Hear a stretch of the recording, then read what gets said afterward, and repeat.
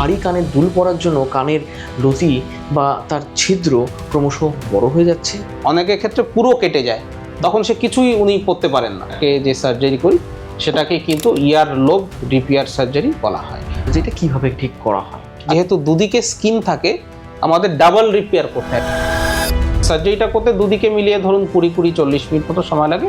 সার্জারির দাগ কতটা ভিজিবল থাকবে, কারণ যেহেতু কানের বিষয় সবাই দেখতে পাবে? দাগ অলমোস্ট দাগ থাকে না বললেই চলে, সেইভাবেই রিপেয়ার করা হয়। এই রিপেয়ারের কতদিন পর থেকে আবার নতুন করে কানে দুল পড়া যাবে? হ্যাঁ, এটা খুব ইম্পর্টেন্ট একটা ইস্যু। ভারী ভারী কিছু অলংকার বা গয়না সামগ্রী মহিলারা ব্যবহার করছেন, দীর্ঘদিন ধরে ব্যবহার করছেন। তার ফলে অনেকের একটা খুব কমন সমস্যা দেখা দিচ্ছে, সেটা হচ্ছে দীর্ঘদিন ধরে ভারী কানের দুল পড়ার জন্য কানের লতি বা তার ছিদ্র ক্রমশ বড় হয়ে যাচ্ছে। কখনো গিয়ে সেটা অনেক ক্ষেত্রে দেখা যায়, আমরা অনেক বয়স্কদের ক্ষেত্রেও দেখেছি, অনেক বয়স্ক মহিলাদের ক্ষেত্রেও দেখা যায় যে কানের লতি ছিঁড়ে পর্যন্ত যাচ্ছে, কিংবা হঠাৎ কোনো টান লেগে বা দুর্ঘটনার কারণেই কানের লতিটা ছিঁড়ে গেল। যদি কানের লতি ছিঁড়ে যায় বা কানের ছিদ্র বড় হয়ে যায়, আপনি আপনার পছন্দের দুলটা পরতে পারছেন না, আটকে রাখতে পারছেন না, কানটা দেখতে বাজে লাগছে, তাহলে এই সমস্যা নিয়েই কি আপনি থাকবেন, নাকি এই সমস্যা থেকে বেরোনোর কোনো পথও আছে? কানের লতি সেটাও কি রিপেয়ার করে দেওয়া সম্ভব? আজকের দিনে দাঁড়িয়ে বোধহয় সেটাও সম্ভব। আজকের পর্বে আমরা এই বিষয়টি নিয়েই আলোচনা করব, ইয়ার লোব রিপেয়ার। এবং এই বিষয়ে আলোচনা করার জন্য আজকের পর্বে আমাদের সঙ্গে রয়েছেন বিশেষ অতিথি, বিশিষ্ট চিকিৎসক ডক্টর জয়ন্ত বাইন। স্যারকে স্বাগত জানাচ্ছি আমাদের পডকাস্টে।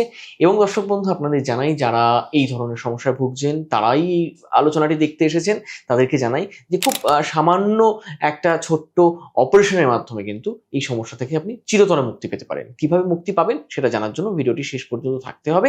এবং কখন গিয়ে এই সমস্যাকে গুরুত্ব দেবেন, কখন সেটা গুরুতর হয়ে উঠতে পারে, কখন সেটা বড় ধরনের কোনো ড্যামেজের বা জটিলতা তৈরি করতে পারে আপনার কানেতে, সেই বিষয়টা জানার জন্য ভিডিওটা শেষ পর্যন্ত থাকতে হবে। যারা চ্যানেলে নতুন এসেছেন অবশ্যই সাবস্ক্রাইব করুন। স্বাস্থ্য সংক্রান্ত নানা বিষয় নিয়ে আমরা প্রতিনিয়ত আপনাদের জন্য আলোচনা করছি। আসুন আজকে আলোচনা শুরু করি। ভিডিওটি ভালো লাগলে লাইক করবেন, কোনো প্রশ্ন বা মতামত থাকলে অবশ্যই নিচের কমেন্ট বক্সে লিখবেন। স্যার, আমরা শুরুতেই একটু জানতে চাইবো যে এই ধরনের সমস্যা যেটা নিয়ে আমরা আলোচনা আজকে শুরু করছি, অনেকের হয়ে থাকে। অনেকে ভাবেন যে এটা হয়ে গেছে যখন, এটাই হয়তো পরিণতি, এটার আর কিছু করার উপায় নেই। কিন্তু আপনারা তো বলছেন যে এই ধরনের সমস্যাও মোকাবিলা করা সম্ভব। তো প্রথমেই জানতে চাইবো যে এই ধরনের সমস্যাগুলো কেন হচ্ছে? শুধুই কি কানের দুল, ভারী দুল পড়ার জন্য হচ্ছে, নাকি অন্য কোনো কারণ থাকতে পারে? তো এই যে কানের মহিলারা তো কানের দুল পরতে পছন্দ করেন। কেউ ছোট পরেন, কেউ বড় পরেন, আজকাল অনেকে ভারী ভারীও পরেন। তো এই কারণে কি হয়, আমাদের দেখুন এই যে কানের যে লতিটা, এটা তো খুব একটা সফট স্ট্রাকচার। এখানে বেসিক্যালি দুদিকে চামড়া এবং মাঝখানে ফ্যাট থাকে। তো ওর মেকানিক্যাল স্ট্রেংথ যেটাকে বলি, শক্তি, ধরুন আমার হাতটাকে ভাঙতে গেলে যথেষ্ট বল প্রয়োগ লাগে, কিন্তু কানের এই লতিটা খুব ভারী জিনিস নেয়ার মতো সেরকম স্ট্রাকচার এটা নয়। কারণ এর ভেতরে কোনো কার্টিলেজও নেই, কোনো বোনসও নেই, বিশেষ করে এই লতিটাতে। তো ফলে এখানে কিন্তু খুব ভারী ওজন দিলে পরে আস্তে আস্তে যে ছিদ্রটা ছিল সেটা বড় হয়ে যাওয়ার একটা চান্স থাকে। আমি লাস্ট গত সপ্তাহে যে ভদ্রমহিলার করেছি, ওনার একটা পিকুলিয়ার ইনসিডেন্ট হয়েছে। ওনার দুদিকেই, ওনার কিন্তু খুব বড় ছিল না, মানে উনি বলেছেন স্যার আমি কখনোই খুব বেশি বড় পরিনি, ভারী পরিনি। ইভেন উনি লাস্ট কয়েক বছর ধরে একটা দুদিকে দুটো টপ বলে বোধহয়, তাই তো, ছোট্ট বোতামের মতো এটা, এবং সেখানে আপনার খুব একটা দামি পাথর বসানো ছিল। উনি হঠাৎ খেয়াল করলেন যে একটা দিকে নেই। তখন উনি জিনিসটা বুঝতে পারলেন যে একটা দিকের কানের ছিদ্রটা বড় হয়ে যাওয়ার ফলে পেছনে যে গোজা অংশটা থাকে সেটা শুদ্ধ খুলে পড়ে গেছে। তো এটা একটা বড় ইকোনমিক্যাল সেটব্যাক ওনার জন্য, তাই না? তো এই ব্যাপারটা ছিল ওনার। তো ওনার ক্ষেত্রে কিন্তু দেখুন খুব ভারী জিনিস কিন্তু উনি পরতেন না, দুটো কানেই মোটামুটি। অন্য দিকটা দেখলাম খুব সুন্দর আছে, শুধু একটা দিকেই ছিদ্রটা কিন্তু বড় হয়ে গেছে। অনেক সময় আমাদের অভ্যেস থাকে, অনেকের অভ্যেস থাকে কানটাকে একটুখানি টেনে নেওয়া, সেরকম কারণ কোনো দিক ব্যাপার দিয়ে যেভাবে হোক কোনো একটা জিনিস বেড়ে গেছে। এটা ইউজুয়ালি আমাদের কাছে যে পেশেন্টরা আসেন তাদের কিন্তু সমস্যা হচ্ছে যে অনেকদিন ধরে ভারী দুল তারা পড়েছে, ফলে ওই টানের ফলে আস্তে আস্তে আস্তে আস্তে চিজ কাটিং এফেক্ট বলি, একটা চিজের মধ্যে দিয়ে যেমন আমরা একটা কিছু লোহার তারকে নিয়ে যেতে পারি, সেটা কাটিং হয়ে যায়, সেরকম এই জিনিসটাও আস্তে আস্তে ফেটে যায়। তো যাই হোক, মেইন সমস্যা হচ্ছে ভারী দুল পড়া এবং তার কারণে জিনিসটা বড় হয়ে যাওয়া। এবং এই বড় হয়ে যাওয়ার ফলে অনেক সময়তেই অ্যাঙ্কারিং ঠিক মতো হয় না, কানের দুল খুলে যেতে পারে, অনেকের ক্ষেত্রে পুরো কেটে যায়, তখন সে কিছুই উনি পরতে পারেন না। তো এই সমস্যাটা নিয়ে যখন আসেন তখন আমরা সেটাকে যে সার্জারি করি সেটাকে কিন্তু ইয়ার লোব রিপেয়ার সার্জারি বলা হয়। আচ্ছা, এটা কি স্যার মানে দীর্ঘদিন ধরে ভারী দুল পড়ার জন্য তো হচ্ছে, অনেক সময় দুর্ঘটনার কারণেও কানের লতি ছিঁড়ে যেতে হ্যাঁ, পারে। অনেক সময় দুর্ঘটনার কারণেও ধরুন কোনো কারণে টান পড়লো, হ্যাঁ, বা বাস গাড়িতে আজকাল অবশ্য অতটা ছিনতাইয়ের ব্যাপারটা নেই, ফট করে টান দিলেও জিনিসটা পুরো ছিঁড়ে গেল। তো তখন যে ব্যাপারটা হয় সেটাকেই আমরা বলবো যে সেটাও মোটামুটি ওই একই ঘটনার মতোই। তখন এই সেই যে মানে উনটা বা যে ছিদ্রটা বা যে ফিশারটা তৈরি হলো সেটাকে রিপেয়ার করাটাকে আমরা ইয়ার লোব রিপেয়ার সার্জারি বলে থাকি। আচ্ছা, তাহলে স্যার একটু বলুন যে এই ইয়ার লোব রিপেয়ার সার্জারিটা কিভাবে ঠিক করা হয়? আচ্ছা, এটা একটা বেশ সিম্পল সার্জারি বলবো আমি।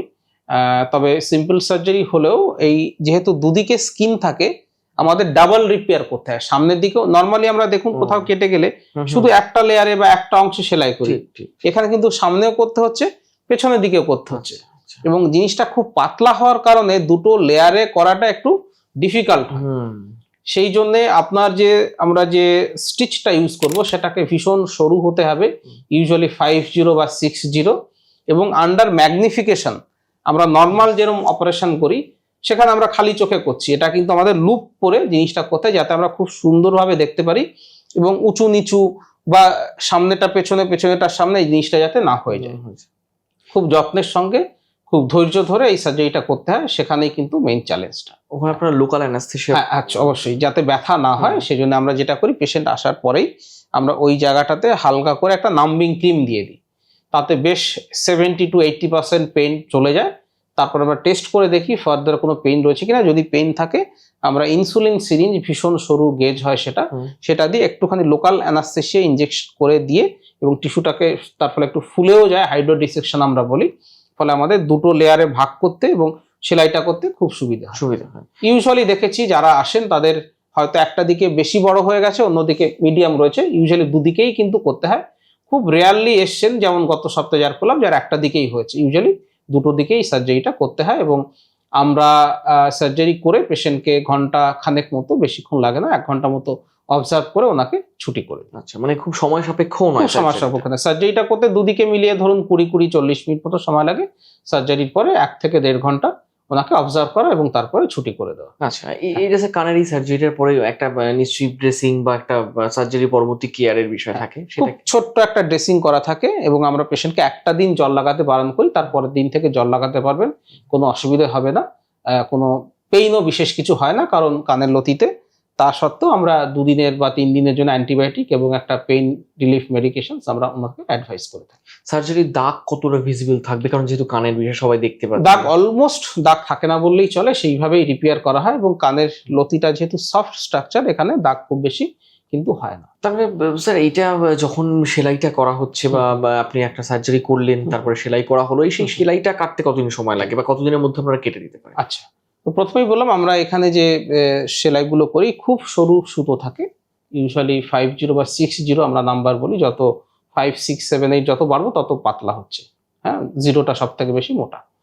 তো যাই হোক, তো এই যে সেলাইগুলো থাকে সেটা আমাদের ডিপেন্ড করে পেশেন্টের ওপরে। কিছু পেশেন্ট আসেন যারা আর আসতে পারবেন না, তাদের ক্ষেত্রে আমরা সেলফ অ্যাবজর্বিং সুতো দিয়ে থাকি, যেটা আপনি অ্যাবজর্ব হয়ে যায়, ইউজুয়ালি 3 সপ্তাহ মতো লাগে অ্যাবজর্ব হতে। আর যারা ধরুন বলছেন স্যার আমি 7 দিন পরে বা 14 দিন পরে দেখাতে আসবো, আমি তখন পিয়ার্স করিয়ে দেবো, তাদের ক্ষেত্রে আমরা নন অ্যাবজর্বিং সুতো দিয়ে থাকি। সেলফ অ্যাবজর্বিং এর সুতোর সুবিধে হচ্ছে যে এটা আপনাকে কাটতে হবে না, কিন্তু সুতোগুলো একটু 2-3 সপ্তাহ থাকতে পারে। আর যেটা সেলফ অ্যাবজর্বিং নয়, কাটতে হয়, সেটার অসুবিধা হচ্ছে যে আপনাকে কাটতে আসতে হবে, কিন্তু এটা অনেক বেশি সিকিওর। আর হচ্ছে আপনি যেদিন এলেন সেদিন সব কেটে দিলাম, সব সুতো টুতো একবারে চলে গেল। তো এটা ডিপেন্ড করছে যে আমরা যে সুতোগুলো দেবো, ইউজুয়ালি 2 সপ্তাহ পরেই কাটা হয়। এবার আপনি সেলফ অ্যাবজর্বিং নেবেন নাকি 2 সপ্তাহ পরে এসে কেটে যাবেন, এটা পেশেন্টের কল, উনি যেরকম সুতো চাইছেন আমরা সেরকমটাই কিন্তু ইউজ করি। তাহলে স্যার এই রিপেয়ারের কতদিন পর থেকে আবার নতুন করে কানে দুল পড়া যাবে? হ্যাঁ, এটা খুব ইম্পর্টেন্ট একটা ইস্যু। অনেকেই বলেন কি স্যার কবে থেকে পড়তে পারবো, এটা প্রথম কোশ্চেন, দ্বিতীয় কোশ্চেনই এটা থাকে, স্যার কবে আবার দুল পড়তে পারবো। আমরা যেটা বলি, আমরা পেশেন্টরা ডিপেন্ড করে পেশেন্ট কোথা থেকে আসছেন। অনেকেই আসেন যাদের পক্ষে সেকেন্ড টাইম আসা পসিবল না, তখন তারা যখন কনসালটেশন করছেন অনলাইন কনসালটেশনের সময় আমরা বলে দিই আপনি একটা দুল নিয়ে আসবেন, আমরা ইমিডিয়েটলি আপনাকে নতুন দুলটাকে পরিয়ে দেবো। ইউজুয়ালি ছোট কোনো টপ বা জাস্ট একটা গোজ মতো থাকলো, সেই ধরনের জিনিস আমরা নিয়ে আসতে বলি। এবং অনেকেই ভাবেন যে আমরা যেটা রিপেয়ার করছি সেই ছিদ্রটাকে ছোট করেই বোধহয় সেখানে ঢুকিয়ে দেওয়া হবে। ওই ছিদ্রটাকে ছোট করে করতে গেলে পরে আবার কিন্তু ছিদ্রের বরাবর আবার জিনিসটা আলাদা হয়ে যায়। সুতরাং আমরা নতুন করে যেখানটা ওনার ছিঁড়ে গেছে সেটাকে রিপেয়ার করার পরে হয় একটু ওপরে বা হয় একটু নিচে, ইমিডিয়েটলি ওই সার্জিক্যাল লাইনে নয় তার পাশে আমরা নতুন করে একটা ছিদ্র করে সেখানে দুল পরিয়ে দিই। আচ্ছা, যাদের পক্ষে নেক্সট টাইম আসা পসিবল নয় তাদের সেই দিনেই করে দেওয়া হয়।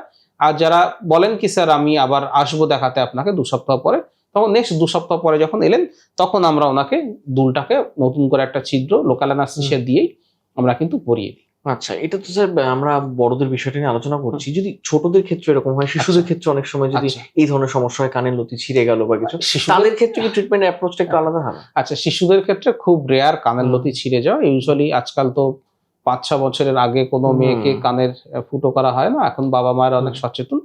বরঞ্চ ছিঁড়ে যাওয়ার জন্য নয়, যেহেতু আমি মেডিকেল প্রফেশনে আছি অনেকেই আসেন ডাক্তারবাবুরা তাদের মেয়েকে নিয়ে আসেন বা নর্মাল পেশেন্ট আসেন পিয়ার্সিং করার জন্য ছোট বাচ্চাকে।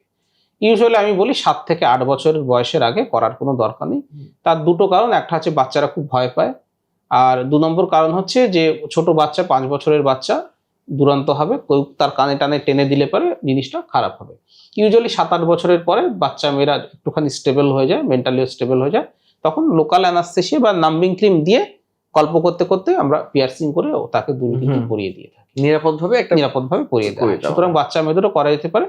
আমার অ্যাডভাইস থাকে 7 থেকে 8 বছর বয়সে যখন ক্লাস 3-4 এ পড়ছে সেই সময়টা যদি করতে চান ওই সময় করা। আচ্ছা, এবার স্যার এখন একটা অনেক সময় ট্রেন্ডে দেখা যায় যে ইয়ারলো ফিলার বা স্ট্রেচিং, একটা সৌন্দর্যায়নের একটা পদ্ধতি। এটা কি রিস্কি কোনো একটা বিষয়, নাকি এটা করা সম্ভব যদি সঠিকভাবে করা যায়? ঠিক, আচ্ছা, এটাও যখন আমরা ইয়ারলোব নিয়ে কথা বলছি এই বিষয়টা নিয়ে কথা বলবো, বয়সের সঙ্গে সঙ্গে অনেকেরই ইয়ারলোব কিন্তু পাতলা হয়ে যায়, ভাঁজ পড়ে যায়, সেই ইউথফুল যে ইয়ারলোবটা সেই ব্যাপারটা থাকে না। আর কিছু কিছু পেশেন্ট থাকে যাদের ইয়ারলোবের সাইজটা একটু ছোট, তারা কিন্তু চান স্যার ইয়ারলোবটা একটুখানি পাফি হোক, একটুখানি পুরুষ্টু হোক বা একটুখানি ইয়ং লুক দিক, তখন আমরা ফিলার ইউজ করি। এটা একটা খুব নিরাপদ বিষয়। ফিলারটা 2 রকমের হতে পারে, একটা আমরা যেটা ওষুধ হিসেবে আসে সেটাকে ইনজেক্ট করে আমরা বাড়াতে পারি, বা ওই পেশেন্টেরই কোনো এরিয়া থেকে ছোট্ট একটু 1 ml 2 ml ফ্যাট নিয়ে ইয়ারলোবটাকে আবার রিজুভিনেশন করা কিন্তু পসিবল। ঠিক, কাজেই যদি কানের লতি ছিঁড়ে যায় বা ছিদ্রটা বড় হয়ে গেল, কিংবা যদি কেউ আরেকটু সৌন্দর্য চাইছেন কানের লতিতে, তাহলে সেই সমস্ত কিছু কিন্তু সম্ভব। অনেক ধন্যবাদ স্যার আজকের এই আলোচনায় এত গুরুত্বপূর্ণ বিষয় নিয়ে আলোচনা করার জন্য। দর্শক বন্ধু, আপনাদের বলি, যারা এতক্ষণ ধরে শুনছিলেন যে কানের লতির যে কোনো সমস্যা, যদি সেটা কখনো দেখছেন ছিদ্রটা বড় হয়ে গেছে, কানের দুল পড়তে সমস্যা হচ্ছে, কান ছিঁড়ে গিয়েছে কোনো কারণে লতি, কিংবা যদি একদম ছোট শিশুর পিয়ার্সিং হোক, কিংবা যদি আপনি চাইছেন কানের লতিটা আরেকটু সুন্দর দেখাক, একটু দুল পড়ুই, কিংবা অন্যরকম ভাবে একটু যদি স্টাইল বা ফ্যাশন বা ট্রেন্ডে আপনি গা ভাসাতে চাইছেন, তাহলে সেই সমস্ত কিছু সমাধান কিন্তু রয়েছে। ডাক্তারবাবু যেমনটা বললেন যে একেবারে নিরাপদ আধুনিক পদ্ধতিতে এই সমস্ত সমস্যার সমাধান আপনি পেতে পারেন। কাজেই এই ধরনের সমস্যা থাকলে চিকিৎসকের পরামর্শ নিন, বিশেষজ্ঞের পরামর্শ নিন। অবশ্যই সচেতন থাকুন, সুস্থ থাকুন। কোনো সমস্যা বা এই জাতীয় কোনো রকম প্রশ্ন থাকলে আমাদের কমেন্ট বক্সে জানান। আপনাদের প্রশ্ন নিয়ে পরবর্তীতে আমরা আবার আলোচনা করব। আজকের মতো এখানেই শেষ করছি। ভালো থাকবেন, সুস্থ থাকবেন। ধন্যবাদ।